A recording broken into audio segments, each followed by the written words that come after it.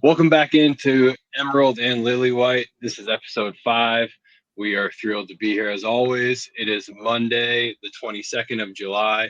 Spurs have played another friendly. Plenty to talk about off the field as well. We'll get to all of that, right? But before we jump into anything, introduce Max as always. Max, what's up, man? Not much.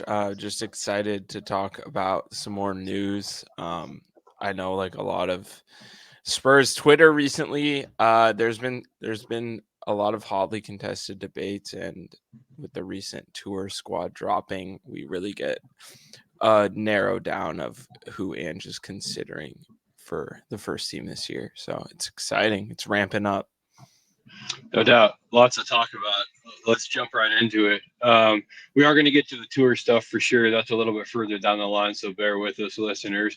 But we want to start with the QPR friendly and just have a brief chat there. I know it was hit or miss from folks that I've had conversations with as to whether or not they caught it live.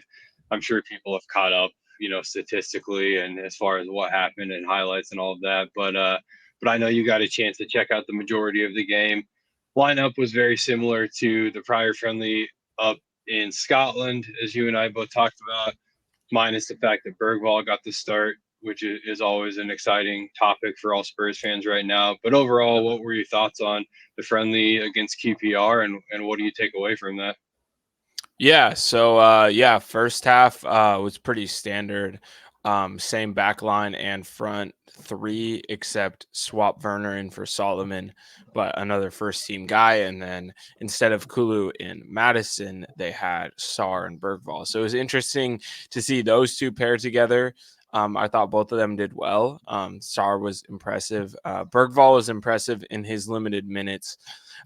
He came off with a knock around the 25-minute mark, and said it was just precautionary, but he was playing well up until that point, and continues to look like a first team player. And you got to look at the fact that he is starting this second game. And I know it's preseason, I know they're rotating, but he is the only player besides Werner, who I think was just better than Solomon, but he's the only other player that kind of got shifted from that second group to the first group after the first friendly. And I think that's warranted. Yep. And then, so the second half, we got another glance at a lot of the guys that we were like swooning over last week. I think great performances again. Jed Spence, Alfie Devine, especially impressed by Devine this preseason. Looks like he's taken a huge jump. Not so impressed with Manor Solomon in the game. I thought Mikey Moore was really good, and then Tyrese Hall got limited minutes. He was all right, and then Lancashire was not as sharp as he was against Hearts. So, yeah, I think Lancashire is one to watch, especially with Dane Scarlett grabbing a goal at the end there on a great Travella cross by Mikey Moore. Yeah. And then Ashley Phillips solid again, helping keep that clean sheet. So he looks bang on to make the first team this year. But yeah, those are my takeaways from QPR this weekend. Yeah, I got nothing that I would disagree with at all. I thought Mikey Moore continued to stamp his worthiness of being involved in and around the first team for sure. Like you said, Dane Scarlett found a goal. It was a bit of a tap in, but his spatial Confidence awareness was booster correct. And for sure. yeah, no doubt about it. You still got to be in the right spot as a poacher, and he was. So credit to him. I think him and Lancashire both are going to be competing in training. I'm not saying they're going to get a ton of minutes, right? But I think they'll both be competing in training if they're not on loan somewhere, either or of them, right? I think they'll get a lot of minutes with the U21s and a lot of training with the first team, and maybe some minutes here and there at best for both of them. But Mikey Moore's the one for me, far and away, that will get some significant minutes this year at this rate if he continues to perform at the level that he's been performing. I think Lucas Bergwall falls into that category as well. Obviously, Mikey Moore's a bit more impressive just because of the age that he Yep. is right at this Yep. point in his career. You pointed it out, but that assist was just confident footballing from the teenager, just put it right on the platter for Dane Scarlett. And he looks to just be, again, I'll use that word, confidence. He looks to be full of confidence and rearing and ready to go at the highest level of the Spurs organization. And I'm really stoked for him. I do think, like you said, Hall played well and earned the right to continue being in the conversation. I think he's another one that's going to get a lot of competition in training, a lot of U21 minutes, benches here and there type of situation for him, right? If it's not alone. And then, like you said, Ashley Phillips, I think that there's no reason he can't be the fourth center back this Yeah, season. completely agree. I really don't think there's any reason to bring anybody in at this point. Let the kid develop. We've got three who appear to be absolute class center backs in Dragusin, Mickey Van de Ven, and Romero. And at that point, the fourth center back is just there to cover more than anything, and he's capable of that. So I'm excited to see what happens this season for Ashley Phillips as well. But yeah, overall, pretty standard performance. Another preseason friendly. I think these two matches were probably most important for those guys who were fighting for a spot to be on that plane for the preseason tour. I think that's really important for some of these younger guys. Again, we're going to get to that preseason tour stuff here in a little bit, but moving on from QPR, we did see the official departure of Pierre-Emile Højbjerg to Marseille. I think we all knew that was coming, right? But we did get the official announcement from Marseille this afternoon. He will be their permanent player. What do you want to say to Højbjerg to see him off after it's been made official that he'll be leaving Spurs? Yeah, best of luck to him in France. Yeah, he was a good servant for the club. He was always available, did his job. Yeah, and had a good, I'd say, a good 4 years here. Can't complain. Paid 10 million for him, and he was a really solid player and was crucial 2022 when we got UCL fully. And so the fee for him, it's a bit confusing, I think, right now. But it could get up to 20 million, but I think the base is 12 million, and then there's some add-ons in the future, from what I understand. So I know a lot of people were freaking out, like, oh, 12 million, like, it's not enough. You could have sold them for 30 last summer, but I don't know. You take what you can get, and in this current regime, we've had a lot of trouble moving on players, so it really helped to see some intent this summer as we've moved on quite a few so far. Fully agreed. I'm a fan of PEH's. I think he, wasn't always the player we needed over the past 18 months. Like you said, he was super important in earlier stages of his career, I think. But he served a purpose, and last season I think was third or fourth on the team in total appearances, not minutes, but total appearances in the Premier League. He played a part in almost every match, I think, besides one. So it was really important in the team, and I think above all else, going to the French league is going to suit his game well. I think Marseille is going to suit his game well. I do think it will be more likened to the way Denmark plays than Spurs do, right? And so he does play really well for Denmark. And I think he'll be a really important player that is one of the first names on the team sheet down there in France. So good move for him, and I wish him all the best. I'm also at a point with the club, and you and I have talked about this, where when it's time to move a player on, it's time to move a player on. I think that the less we hold on to these endearments and attachments as fans to players, right, and just focus that energy to the club, not only the better the club is for it, but the more we'll be used to this new world where Spurs are now competing at the top. And when you're competing at the top, you move players on regardless, of their affinity to the fan base. So yeah, all the best to Pierre-Emile Højbjerg, and I'm excited for the incomings. Another official announcement, transfer related, Matthew Craig is going to be on loan to Barnsley for the next season. That's a League One club, right? So I think a good move for him. I think it does, speak some to his future and the prospects of his involvement, being that he's going out on loan and not still playing with the first team throughout this tour, right? But you and I have talked about a loan being a good move for Matthew Craig. So what's your take on his move to Barnsley for the next season? Yeah, so it's a step up from last year. He was on loan at Doncaster Rovers, which is League Two.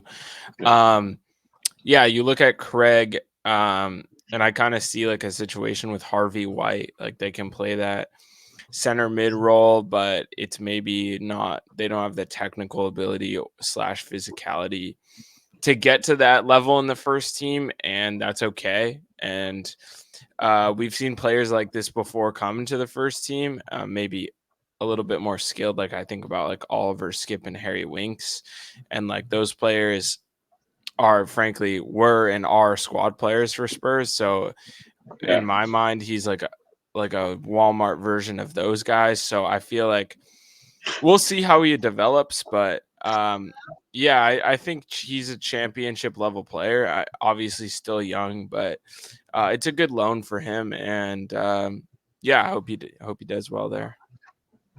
Yeah, fully agreed. I think, you know, when you loan a guy out at that point in their career at Spurs or that age, right? It's because you don't quite know if you believe in them enough, right? And you want to continue to find ways to develop them. I think everybody who's on the tour, they do believe is good enough, and we'll see. So, what I hope for Matthew Craig more than anything is he has a good loan and earns an opportunity to be on next year's preseason tour, right?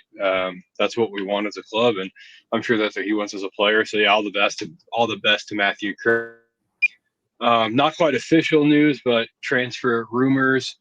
A couple of inquiries into Dejan Kulusevski, it sounds like, and you and I have talked about what that may look like, a world where Kulusevski moves on in the nearest future, right? But Napoli and Aston Villa both come in and inquire about his services and the price associated, and apparently we're quoting 45 million for Kulusevski at this point, at least to Napoli, and I assume it's something similar, if not more, to Aston Villa being there, an interleague rival. But say Kulusevski hypothetically did end up going to Napoli for $45 million.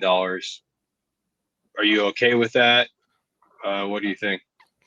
Um, my stance on that would depend on what we do with that money, slash who we bring in later in the window. But if we're bringing in Eze, or even if we're bringing in like Tony with that money, yeah, I'm perfectly okay with letting Kulu go. Um, he's been good for us, but as we've seen in these first couple of friendlies, he is playing primarily in the middle of the park, which is Mm-hmm. a very congested area, and an area that we might even add more to further along in this window. So I don't know if he's worth keeping around, as he is older than a lot of those players competing for those spots and not as defensively minded. So yeah, I'd be all right with it. It would definitely be an interesting move because he has been one of the staples of the past couple years, but I can't say I would be too sad to see him go if it is for 45 million. Yeah, I agree with everything you're saying. I think he's been very serviceable. I think he has played a lot of minutes, including last season, right? Was definitely top three on the team in total minutes played. So he's involved, but we've talked about the fact that he's just a little bit indecisive on the ball. I don't always think his game suits the system, which is really designed to if we're talking about one-on-one situations with a defender, to get to the line more so than invert in, right? Because there's inverted fullbacks that are occupying that space, and Brandon Johnson does a good job of it. You won't love this, but I think Timo Werner does an okay job of that, right? But it's just something that we've never really seen from Kulusevski. So yeah, if we can get 45 million for him, I think it's another one of those conversations that I just had about Hoybier, where we move players on when we need to move them on for the betterment of the club, and could be a situation where Kulusevski moves on, but we'll see. Nothing official yet, right? And as is the case with transfer season, you never know. So, okay, Yeah, and one thing I'd add just to the Kulu point is for me, if I'm thinking about the rest of Decky's career, he's not a player. I could be completely wrong, but my prediction is that he is not a player that we would regret letting go. I Mm, don't think yeah, our squad is going to miss him, and I don't think he's going to be tearing it up at Napoli to a degree. He might be one of their better players, but I don't think it's going to be like, oh, if Kulu was here, we would be so much better. Like we've gotten to the point as a yeah, club, which is really impressive considering we kind of like have speed ran this rebuild in the past like year and a half where we don't need a guy like him who was a staple in our Conte teams of 2 years ago. yeah, yeah. Well said. Completely agree. Um, and yeah, speaking of Brendan Johnson and all of that, I think it's a good time to move on to the tour roster. Obviously, Brendan Johnson is going to be a big piece of that, but there's significantly more interesting names, I think, when you talk about what this tour can mean for people. Johnson's a staple in the first team, but let's go through the roster. We'll start at goalkeeper. Obviously, Guglielmo Vicario is there. Um, Brandon Austin, sorry, Alfie Whiteman, and interestingly, Luca Gunter, I believe is how you pronounce the last Yeah, name. really good Four player. keepers. Obviously, I don't think there's any sort of cap on a number of players you can bring on something like this. So I assume they brought everybody who they were interested in watching play football. But before we move on from the goalkeepers, any of those four names, anything interesting there to you? Yeah, so actually, I forgot about this during my QPR review, but Luca Gunter really, really good in the second half of that game. Mm-hmm. Um, really impressive. He's been touted for a while now. Um, he's been on my radar for a couple years because he was one of the keepers for the English youth national team for a couple tournaments, which obviously gets some attention. And yeah, I think he would be a great number three. For me, Brandon Austin is the number two right now, and then Whiteman we can keep for the homegrown because if we are registering three players, Austin Whiteman qualify for the homegrown, and then Yeah. Gunter doesn't have to be registered because he's under 21. So honestly, I could see like those being our keepers for the year if we move on from Forrester, which I haven't. I know he's injured, but I have not heard anything about him in some time. So I'm curious to test No. him. Yeah, I know he's not on the tour, and I know it's because he's recovering from an injury. It does sound like he's going to be in the and around the squad this season. Sometimes you wonder how much of that is just as some sort of like mentor or consultant, right, at this stage in his career. And when from his perspective, you have a chance to compete for the highest of honors in European football, right? Um, so it's probably not a horrible gig, but I think I think you're right. I think Vicario is obviously the one, and then I think Brandon Austin is probably the number two.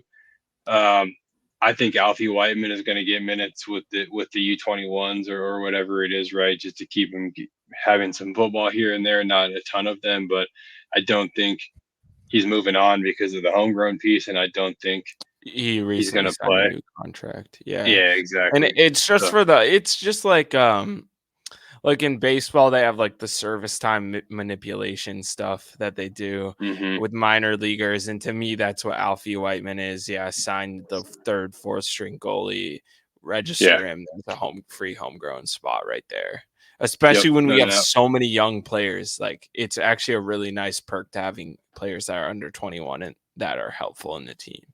Yeah, good job, good job. Yeah, yeah. Moving on to defenders, George Abbott's going, Ben Davies, Radu Dragoshin. That Korea only though. He will not be with the squad in Japan, and we can only assume that's because of him having just competed at the Euros and whatnot. Ashley Phillips will be there. Pedro Porro, Emerson Royale, Jed Spence, and Destiny Udogi. Who do you want to talk about from that group? Yeah, so I'm going to start out with shouting out George Abbott. Did not feature against Hearts, featured against QPR at left back. Last year, title winning run, played alongside Tyrese Hall in the middle there. Made his debut for the first team 2 years ago, still only 18 years old. Clearly impressed Ange and did well for himself to make the tour this year, a little bit ahead of schedule. So that's exciting. we'll see what the future holds for him there. And then obviously you look at the right back position. Jed Spence been fantastic and made the tour, which is massive for me. That makes me think that he has a real shot to make the squad this year. And then lastly, you have Ben Davies, which I mean, this is kind of an indication that he's going to be around the team. And honestly, I could go either way with it, but I don't mind keeping him as long as we move on from like Emerson. But Yeah. other than that, we know what our best back four is, and it's honestly a really good group back there when you list it off like that. Yeah. Well said. I think for Ashley Phillips and for Jed Spence, this is more important than it is to anyone else, right? That we name in that group. I think George Abbott is going to have opportunities. I don't think it's going to be this year necessarily, but I think taking him on the tour prepares him for the work ahead to get there. I think is probably more of what that is. But for Phillips and Spence, this is a massive few weeks ahead. And Ben Davies is an interesting name too. I'm glad you brought him up. I do think he's very serviceable as a center back on the left side or as a left back, and you can't argue having a guy like that around, right? Especially if we're talking about Ashley Phillips as our fourth center back. I don't mind the fourth center back being Ashley Phillips / Ben Davies, right? Depending on the Yeah, situation and completely. whatnot. Yeah. So I think he's a wonderful guy to have around. He's also just a really smart dude who, from what we hear as fans, is highly regarded in amongst the squad and has been at the club for a long time, right? So a wonderful guy to have during a regime change like we're going through with Ange for sure. So yeah, I'm really happy for Ben Davies, and I saw Ben Davies and Heung-Min Son sitting together on the plane. I would expect nothing less, Yeah, as the best two are friends reported there. best of friends. Yeah. But yeah, super happy for Ben. Moving on to the midfield. I think this is the most exciting category, right, for any fan right now. Obviously, Lucas Bergvall is going to be there. Yves Basuma, Alfie Devine, Jamie Donnelly, Archie Gray, Tyrese Hall, James Madison, Pop Sar, and Oliver Skip. I know we want to talk about Bergvall. I know we want to talk about Devine. I know we want to talk about Jamie Donnelly. And I do think it's worth stopping for a second and saying he is listed as a midfielder and not an attacking player, right? There's always been, and I think it's well received now that he's a central attacking midfielder, right? But nice to see him listed as a midfielder. But I know we want to talk about those two. But where do you want to start? Yeah, so I just want to start with taking out Basuma and Madison from that group.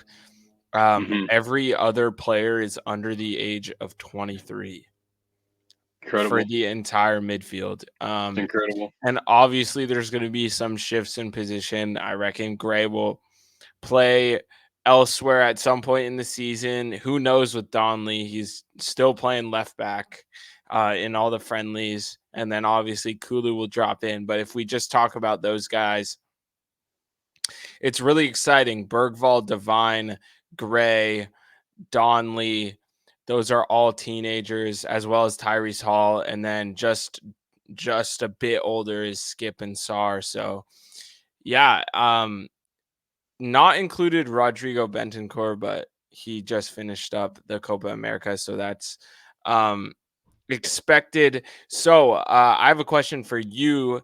At each of those kind of, let's say we're doing a 6, 8, 10. How do you see the depth chart going with the names you just listed on the tour right now? Yeah, if we're going just with the tour right now, I think at the 6 you have Basuma and Archie Gray as the 1 and 2. I think at the 8 you have Pop Sar and probably Lucas Bergfall as the 1 and the 2. I think Devine is considered in and around that conversation too for the 8. I think they can also play a 10, so we'll get to that. And then at the 10 it's obviously James Madison and Lucas Bergvall / Devine. Jamie Donnelly probably is in the conversation, but it's interesting because I didn't say the names Tyrese Hall and I didn't say the name Oliver Skip, and I kind of threw Jamie Donnelly in there half-heartedly at the end, right? So really what that tells me is we've got some guys that are pretty versatile in the midfield and can play either as the 10 or the 8. And I think that's really good for Ange Postecoglou because, like you said in the last episode, it's really like dual 10/8s that these two midfielders seem to be playing right now under him. And if I'm talking Bergvall, if I'm talking Devine, if I'm talking Madison, and I'm talking Pop Sar, I think all four of those names can play both of those roles pretty equally. James Madison is probably more of a 10 than an 8, Yeah, right? I for don't I sure. don't call him super versatile. I mean, very versatile player, but you know what I mean.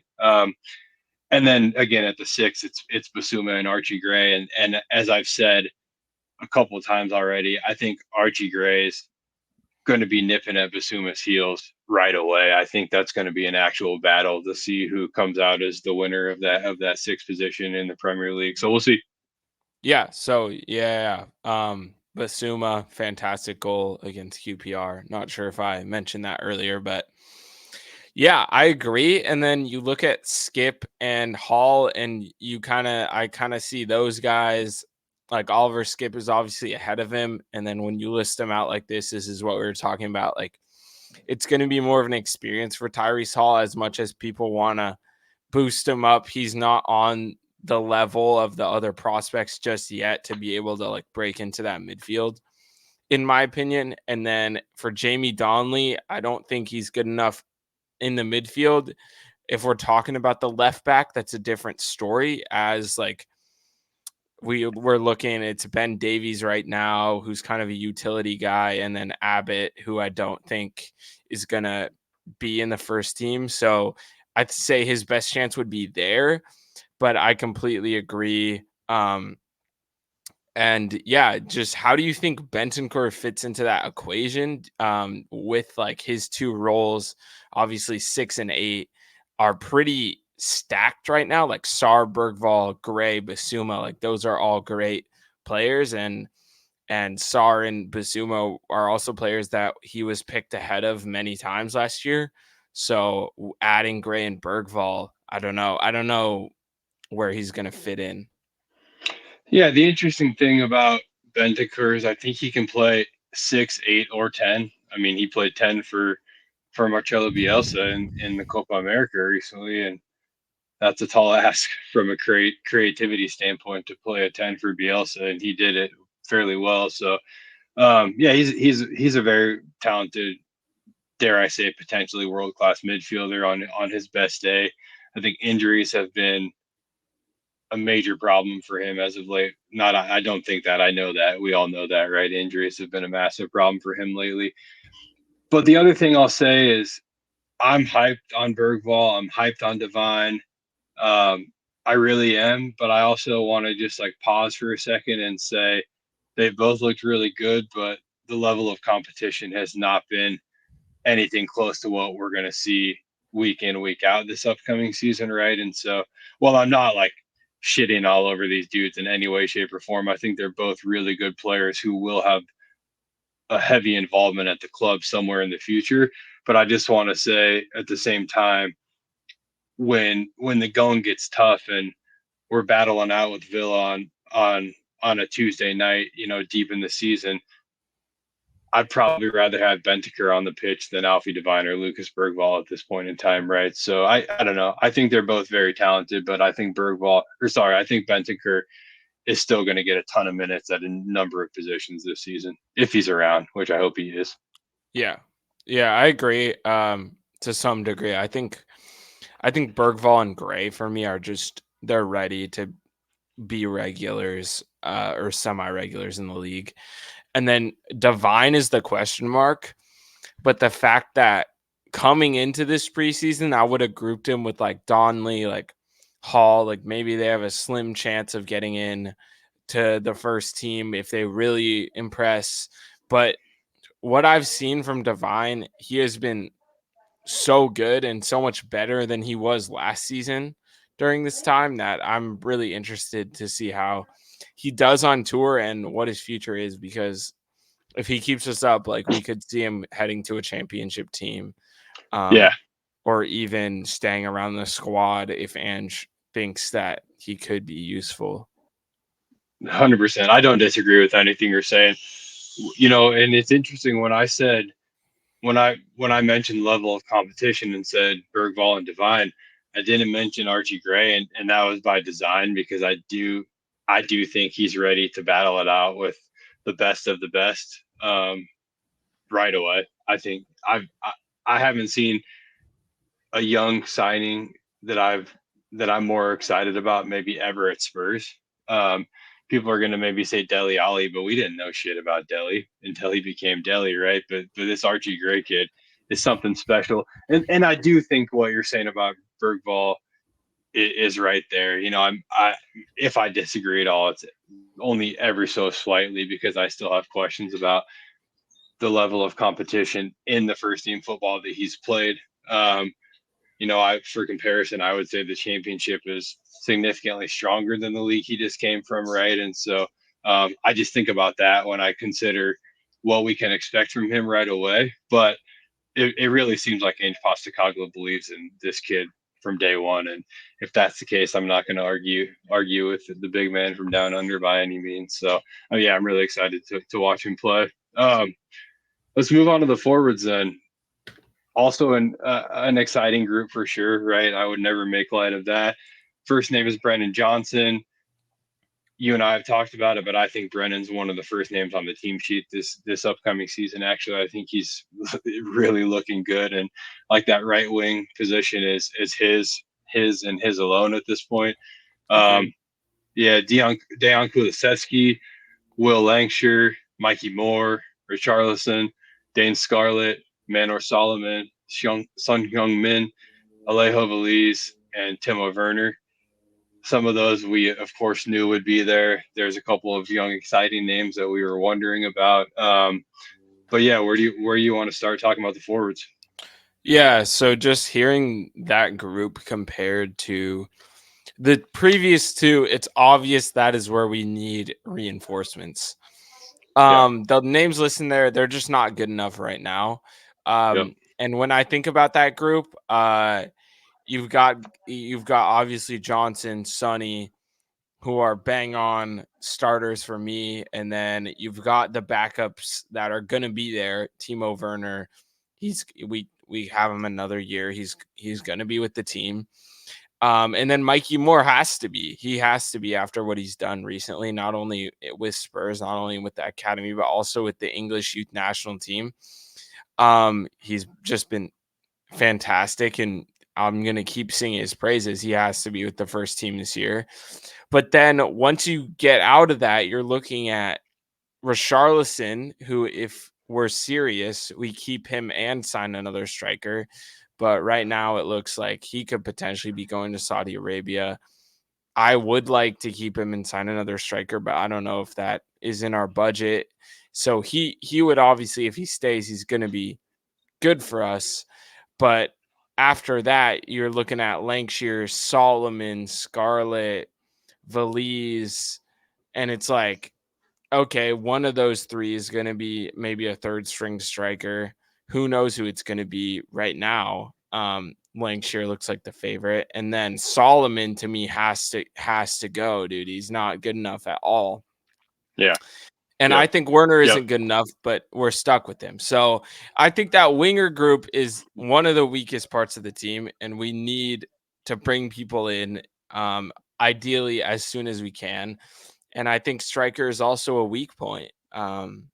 So yeah, I think this is the weakest part of our squad. So we'll see what they do to address it. Yeah, fully agreed in many different ways.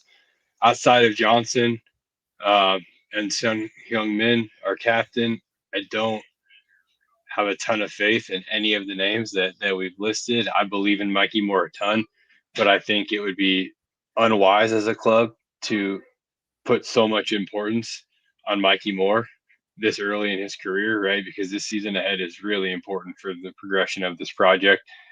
Um, so we have a lot of work to do. I, like you, would rather Richarlison stays and competes with someone like Ivan Toney, like you said. But we could see him off if he goes. And we're hearing reports about Kulisevsky being shopped around, which you and I have just talked about. Like you said, Solomon probably needs to go. And then one of Alejo Veliz or Dane Scarlett is probably going to end up on a loan somewhere or just not getting a ton of minutes. So there's a lot of holes. There are strong links. We'll talk about a few of them here in just a bit. But yeah, a lot of work to do. Now, on that note, we did hear Paul O'Keefe come out this week and say the Spurs fans can be really excited about three incoming transfers that are on the cusp of happening, right? And he didn't say like, ooh, a little bit of excitement, like Spurs fans are going to shit themselves with these three incoming signings that I'm looking at, right? So I think I would have to believe that all three of those phantom names that we're hearing about are attacking minded or forward facing soccer players. Um, we've talked about a few of them, but if we're hearing that three players are coming in and hypothetically they're all up top, what names pique your interest? Yeah, so the three that I hope are the three is Ivan Tony. Obviously, we've talked about him a lot, and we've talked about Eze at nauseum. So those two, and then it looks like Jacob Ramsey, and that might be the deal that we're closest to. And we'll touch on those in a minute. But if we bring those three in, this could be English bias. All three are English. All three are homegrown English players. So, but the thing about them is, I'd say Eze and Tony are proven in the Premiership, and Jacob Ramsey has been really good for a couple years. Obviously, Yeah, has some concerns fitness wise, but is another option on the left wing, which is our clear weak point. So you could bring in Eze or Ramsey to play there, and Ramsey also has flexibility to go to 10. So those are similar players. I imagine Ramsey would play on the wing, and then Tony up top, and I think him and Richarlison would be a great striker duo there. So those are the three that I think are attainable and doable within the next couple weeks. yeah, I love it. I think Tony would be fantastic, and even if you can give me Tony and Eze, I'm thrilled. Um, and I think Jacob Ramsey, I do agree with you, would be the third name. There are some names still out there like Desiree Douay, and it looks like that's probably moved on, right? I I don't heard think like we're going to be 80 able to land million. him. I heard like Yeah, 80 million. Like no, like no, that's yeah, no, I agree. And there was another name, and it's escaping me, but another young winger out of the French league who we were recently linked to, and I'm trying to pull it up right now. But ultimately, I do think it's a moot point, and Ramsey is that third name that's going to come through. Um, the thing about Ramsey that's really interesting, and you had already touched on his flexibility shifting from a 10 to playing out more as an attacking player on the flank. Um, he also has some interesting defensive stats. I was looking into him a little bit yesterday, and throughout his 107 appearances, I believe, in the Premier League, he's averaging over a tackle a game. It's like a tackle and a half a game. He's averaging almost a ball recovery per game, and a defensive duel one per game. So when you look at that and you consider, I think he's 13 goals and 7 assists, I believe, in those 107 appearances too. And so when you look at that, there could be a lot of value in an Ange Postecoglou system for a guy like him that has historically played a little bit more advanced, but puts up some really good stats when it comes to defensive actions and recoveries, right? Which is a big part of any high press system. So yeah, I think he could be one that maybe is a little bit underwhelming for fans. Like you said, the injury record, and he's been okay for Villa, right? I mean, better than okay. He's been a good player for them. Now, on that note, let's just jump into that rumor. We're hearing that third piece of those three, Ramsey, would be in exchange for Giovanni Lo Celso and roughly 20 million uh, pounds from Spurs. Feels like a little bit of a heavy price tag, maybe, but what are your thoughts on the reporting factors behind that deal? yeah, it does seem pricey for me. But if that's the deal, if we really want Ramsey, I guess that would be the best deal we're getting for him. I don't know if that's the best deal we would get for Lo Celso, who I think could go to Spain for around 20 mil himself. Hmm. Um, but yeah, I think Ramsey is, if I were to say, unfortunately, he's the one out of those three that I'm like least excited for, because I think he wouldn't make as big of an immediate impact as the other two. And I think he's also the one that's closest to being done. And as much as Yeah. I hate to say it, because I do like him as a player and it would be exciting, he does feel like kind of a Daniel Levy type of signing, where you're just getting rid of a guy and you're getting this guy back on a discount, and he's not like a marquee guy where I feel like Tony and Eze, I would be more surprised if we get that done. And like Jacob Ramsey, I don't want to say it's a formality, but I kind of expect him to be on the team the way this is going. Yeah. Yeah. Yeah. Well said. I do think it's a little bit high, like I already said earlier, but like you know, if that's what it's going to take to get it done, and Postacoglu wants him in, then I'm all for it. It's not my money to spend, and I think gone are the days of fans needing to worry about price tags on incomings and outgoings and all of that. Again, it's not our money. It's just what we've been asking for from the club is to spend money on what it needs to compete. And if that's what we're doing here, then fantastic. I know there was a lot of discontent with the Brendan Johnson signing, and he ended up being being worth every penny in my opinion. The Still especially the divisive player, though. I still think. I I think agree, a but lot of when I people look, still hate him, and we just happen to be two people who really like him. And I think if you polled like a larger group of fans, like I think a lot of people just, I don't know. He's an easy player to. His mistakes are very like, I yeah, don't know how to say. They're very obvious when he makes a mistake. I More don't so disagree. than what he does like well is kind of, I feel like, more masked, but obviously a really important player. Yeah, no, I agree. And I think you and I both look at his assist output last season and say, boom, guys got to start, right? Those stats are super important. I also think anytime you're talking about a guy who's going to take defenders on every chance he gets, like the mistakes are going to be a little more glaring with a guy like that, right? He's taking risks every time the ball's at his feet, and frankly, I think that's all we can ask for as Spurs fans, right? Is guys who are willing to take those risks. I'm tired of, and no disrespect to Oliver Skip, but the Oliver Skip types that are just going to make the smart, correct pass. They're super important, right? And I really should not have brought Skip's name into this because he's a tidy little midfielder, but I like seeing these guys like Johnson who are willing to take guys on and take risks with the ball, and I suspect that we'll be bringing in more of those types of players. But yeah, Lo Celso, if he ends up at Villa, I think it's a good move for him too.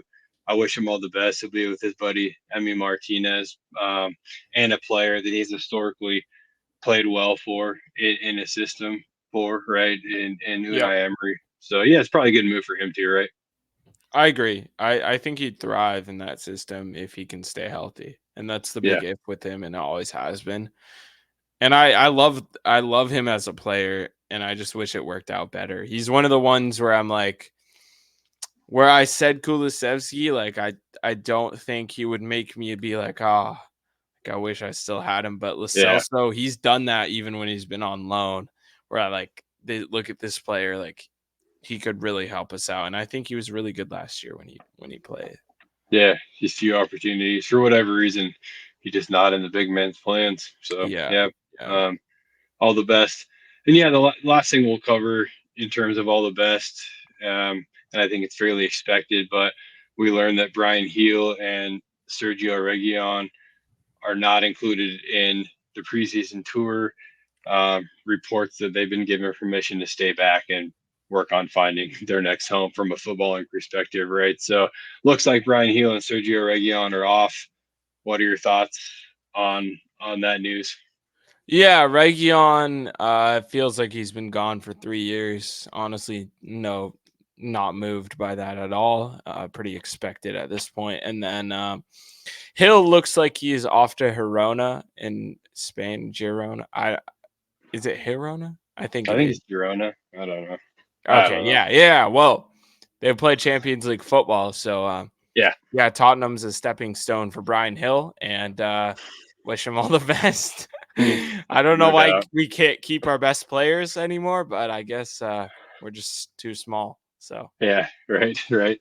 Yeah. It's interesting, man. Region, there was some excitement around him after the triumph Sevilla had. Well, he was on loan from Madrid and then ended up at Spurs and played pretty well under Mourinho in those early days, right? But there was some excitement there.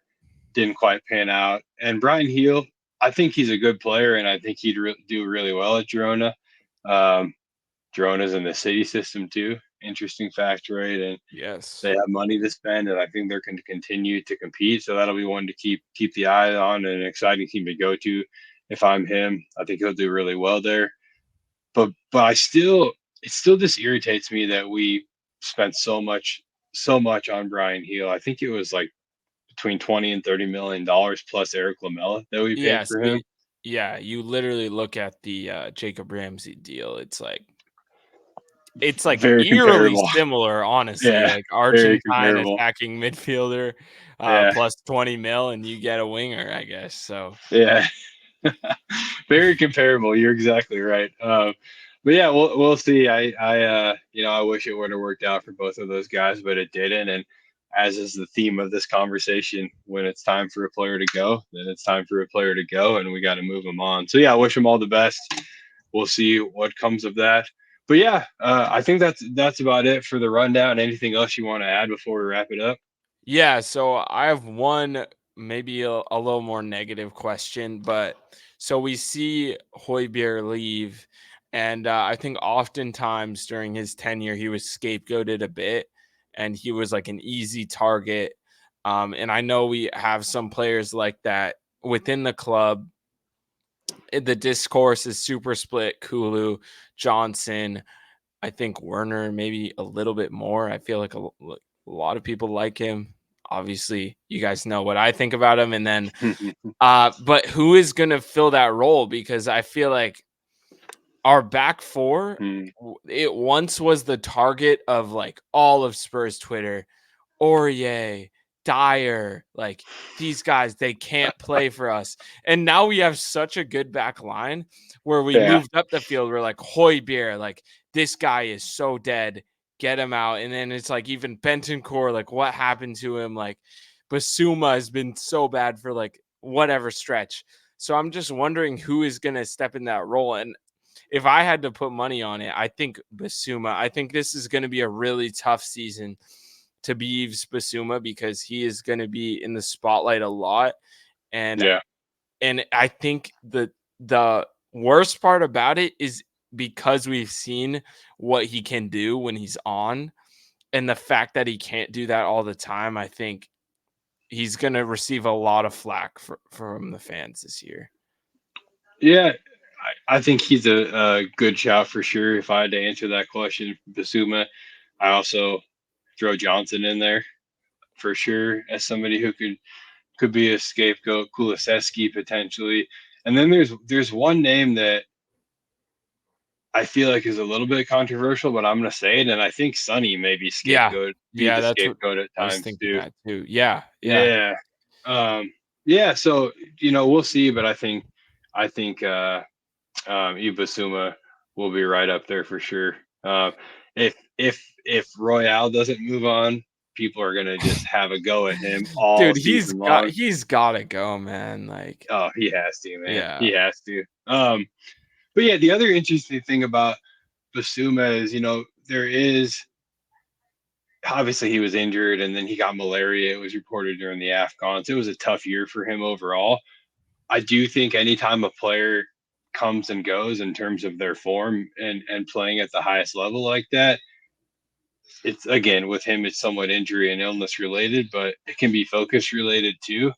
Um, and I look at a guy like Archie Gray, and he just seems to like be super dialed in, right? And so I think having a guy like him come in will really help Basuma push on. And as much as I talk about Archie Gray could potentially usurp Basuma, I think Basuma is a super talented midfielder who showed the world at Brighton and for 10 matches at Spurs before the AFCON what he's truly capable of. And so I suspect that because of Archie Gray's just seemingly rigid attention to detail and consistency, that Yves Bissouma will become a better midfielder, just by having to keep pace and stay ahead of Gray in the pecking order. And so I expect a pretty exciting season from Bissouma, but yeah, we'll see.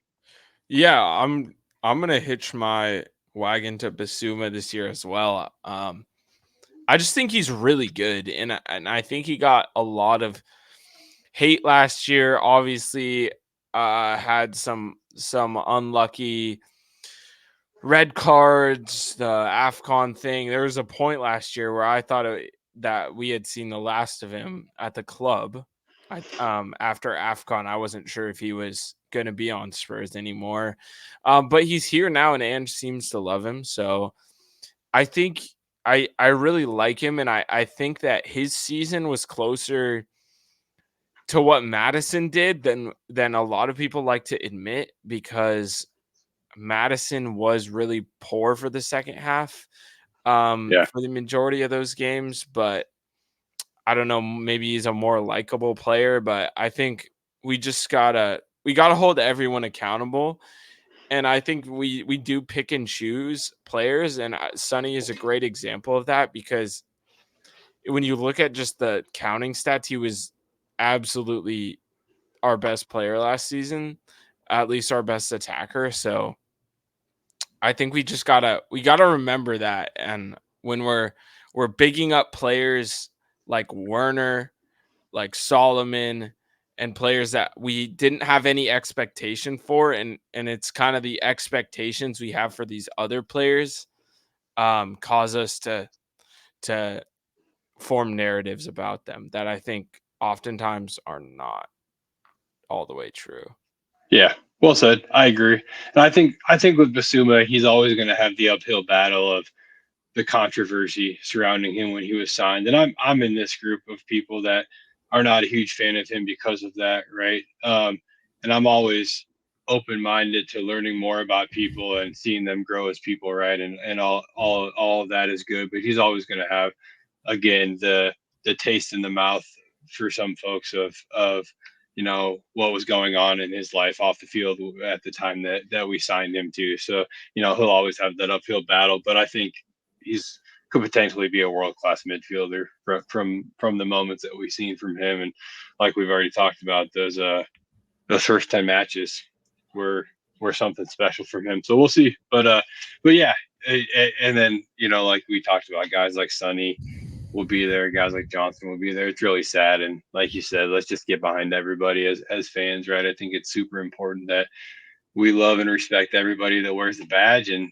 get behind them every single time we take the pitch. I really don't think as fans that we can, you know, berate the club for coming up short and not winning things and then go out and not support every person that's wearing the shirt each time they take the field too. So get behind everybody, and all these young, exciting names that we've talked about for the last hour are going to be featuring this year, and there's plenty to be amped about. So we get behind everybody, and good things could happen under Ange. But yeah, great question. I love that. Some good discourse for sure. But yeah, for Max, for myself, for all of Seattle Spurs, all of the Emerald and Lilywhite world, we appreciate everybody who's listened thus far. Please be sure to like and subscribe to the channel, right? It really helps us, and the more people who are following and watching, the more we can learn about what type of content you're looking to see from us. We'll be putting out tweets and Instagram posts, and every which way, shape, and form when it comes to social media. We'll be putting out questions and giving listeners chances to share a little bit more about what they'd like to hear us talk about. Max, you can find at outgoing limbs. You can find me at Scott G Bird. You can find the podcast at and Lilywhite. And again, for everybody who's been here for the last hour, we appreciate you. Come on, you Spurs. Yeah, come on, you Spurs.